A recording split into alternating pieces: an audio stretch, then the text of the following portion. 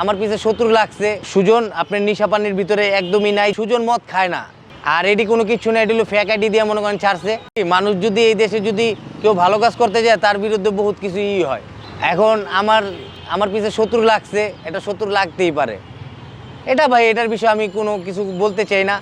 এটা জনগণ প্রতিবাদ, জনগণই করে দিবে। যদি নির্বাচনের মাঠে যদি নামে, এটা জনগণই বুঝাই দিবে। আর এটি কোনো কিছু না, এটি হলো ফেক আইডি দিয়ে মনে করেন ছাড়ছে। এটি যারা মনে করেন এখন আমি নামছি, যারা ফেসিবাদ, যারা মনে করেন জুলাই আন্দোলনের যোদ্ধাদেরকে কীভাবে অপমান করবে এটাই নিয়ে করতেছে। তবু কথা ওটা না ভাই, কথা রাজনীতির মাঠে কে ভালো কাজ করে তাকে দেশের জনগণ সমর্থন করবে। রাজনীতির মাঠে কে জনগণের বিষয়ে কথা বলতে পারে, কে গরিবের বিষয়ে কথা বলতে পারে।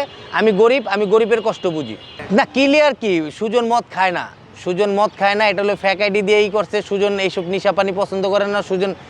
সুজন আপনার নিশা পানির ভিতরে একদমই নাই, যেটা সত্যি কথা।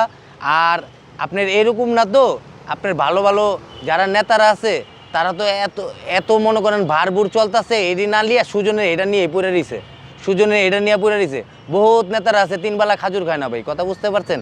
কথা হইলো এটাই, এটি কিচ্ছু না ভাই। নির্বাচনের মাঠে নামছি, এখন আমাদের পিছে মনে করেন যারা জুলাই আন্দোলনের যারা যোদ্ধা তাদেরকে কিভাবে মনে করেন একটা করবে, এটা করতে চাইতেছে।